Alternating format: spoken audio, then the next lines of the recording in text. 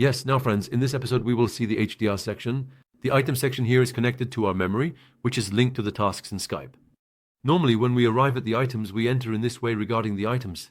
Sky, meaning just the sky, includes 4 parts: indoor, outdoor, and studio render. Friends, in order for us to see the items, we need to move to the items section, and when we move to the items section, we can upload files related to the items here. So, in this way, I can apply HDR to the object I selected here according to my scene. If this is a studio scene and you want to take a studio render, you can upload it here. From the studio section, if it's an interior, then interior. If it's an exterior, then exterior. Look, there are some HDRs that I downloaded for the exterior. I have pressed the heart icon on these. So, I have added them to favorites. I press the heart icon here. Here they are. For example, I grab this and drag it from here to... I drop it into the box, friends. Look, the HDR has appeared in the background. After setting the HDR to the necessary adjustment from the rotation section, I increase the intensity to bring the light to full saturation. This is the process. Now, every HDR you use and create here changes the reflection and light falling on your object. It can make it matte, increase the contrast, or make it soft. That's why, by using multiple objects and HDR, look how it changed with the background. Friends, along with the background, the light and its power have changed. The use of HDR is a very important topic. Regarding HDR, look at this section here. In the outdoor section, there are many HDRs. You can use them. To import HDR from outside, you press these 3 dots here. You select your HDRs from the open section. If you ask where to download HDR, friends, in the download section of HDR, the most used site is hdrhavan.com. Let's go to HDR Havan.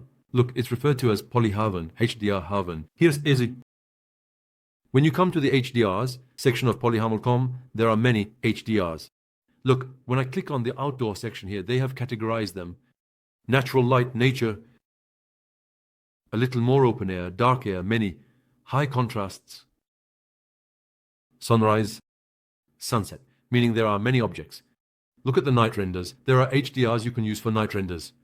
Here is the important point for you, friends. Look, there is a sphere under the images. This sphere, after the light falls, the light's effect on the object, so they don't place these spheres for nothing. Look, when you use these pairs, you can see this effect in your scene by looking at the effect on the spheres. If you use these pairs, you will see the effect here. That's why they are effective and important topics. If I use such an effect outdoors, I will capture the image falling on these objects. If I use this, it will reflect on metal as metal and on objects as reflections. I will get this effect on objects. On matte surfaces, I will also get this effect on these glasses. Friends, the use of HDR is important. As I said, every HDR, like the ones here, creates a softer, more closed light mode in closed HDRs. That's why it's important to use multiple HDRs. You need to adjust the effect to your liking by rotating the intensity and rotation sections in Twinmotion here. Sometimes questions come up. You ask questions. You say that the background image is too large. We can't shrink it. In HDRs, you cannot shrink the image, friends. You can only rotate it according to the necessary settings from the rotation. For example, according to my model, this setting, maybe the background setting is suitable. I adjust it accordingly. But this setting is not suitable. Why? Because it looks too large. The tree in the background. The size of the tree and this object actually disrupts the ratio and proportion. That's why when you bring it, for example, look, this won't work either.